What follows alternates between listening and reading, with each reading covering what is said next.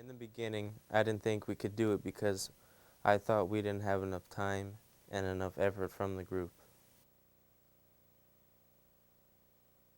Some of us messed up from drugs, and some of us messed up from felonies and like, you know, from the law, trouble from the law and stuff.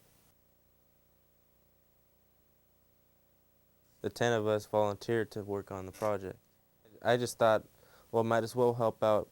I mean, I'm going to school here. You know how you have wood shop, or you know, you go to technology classes, you go to, you know, your elective classes. But I've never worked on a watershed project. The first time I seen a topo map is when Judy showed us how to trace the lines from a projector to foam slabs. After we got the stuff traced, we started cutting it out with, I think it's jigsaws, these handheld ones, and we just cut it out like by the lines. It's pretty easy, and it comes out into the range, and then after we take one of those, say we've cut out the first, it's a like probably just if, for example, 200-foot line. We put that down on the ground.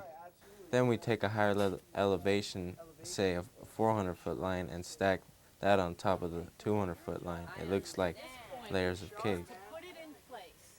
Take these nails out and I'll show you what to do. Meanwhile, Thatcher and the girls were building a foundation for the project.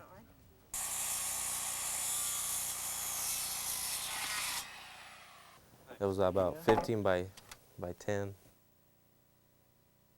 The sandbox has to be level.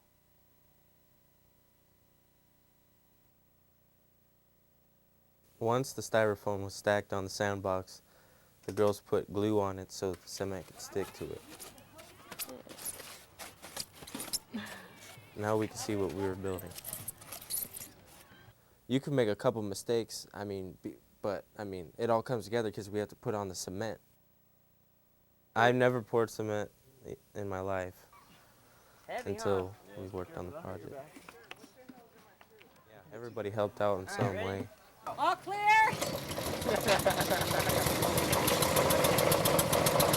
We probably had to make 10 loads. Smear it down in there and pat it in. Making sure when you run your hand, once you've got a lot of stuff in it, if you run your hand along, you'll expose the very edges of those things, but that's okay because this is just the first layer. Like that? Beautiful, beautiful. Because there's like a little piece that comes out. What we had to wear is we had to put on Vaseline at first to keep from the burning and from the alkaline burns, and we put latex gloves so nothing get in there. But anyways, it still broke. The latex is not that strong, so when we were trying to smooth out the cement, it usually cuts open the gloves. Once the cement was put on, Judy showed us where the familiar places are on the model. We're standing on this part. We're looking at everything that's inside this black area. Is what we're looking at. High Mountain's right there, and this right here is High Mountain. Well, when it hardens and stuff, we have to wash it down, and then so we can keep a little moist. The next week we did the second layer. It's just sand. It's just the soft cement to keep it like smooth. The third layer of cement had color mixed into it.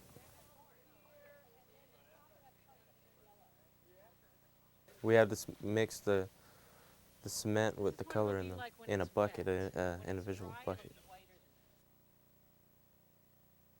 We had blue, yellow, and orange, and green.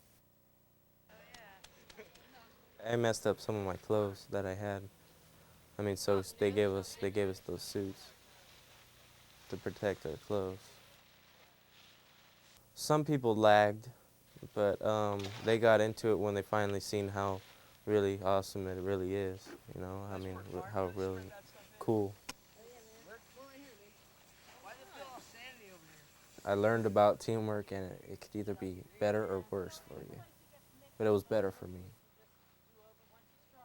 Well, they're just, oh man, I wish I could have done this. The kids who worked on it, we got a lot of time outside, and then we got a lot of credit for doing it, and most of all, we got to build a model of our local rivers and mountains, and it was real nice, and I loved it.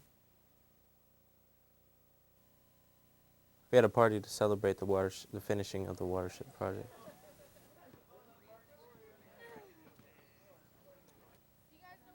It tells you about what happens to the water. Say, like when you dump oil, it shows you where it goes, to the oceans or to the creeks.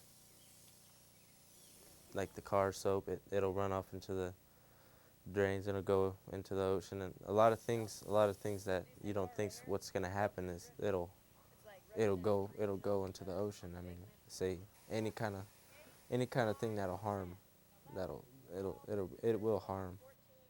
It shows you scientifically about water.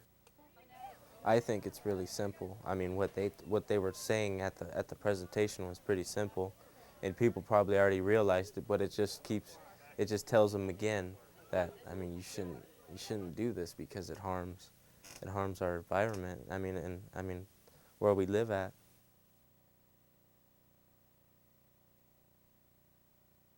It's a watershed project.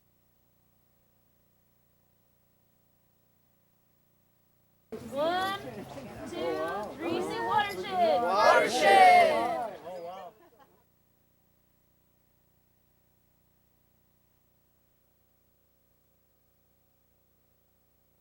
When Judy first came to us about this and she did the explanation for the students, and the students were fidgeting and running all around, and I thought, this is never going to come together.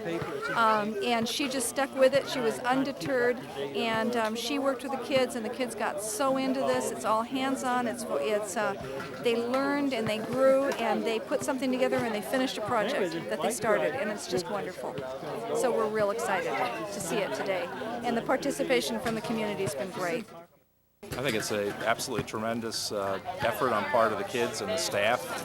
Not only do they have an opportunity to build something from ground up and use their hands and be creative and also bring in all the other educational components, but it also provides a great way for people to learn about protecting the environment, and becomes a good resource to the community as well in terms of learning about the importance of the environment, and really helps to connect the kids that go to this school to their larger community. So I'm just absolutely thrilled with the work they did.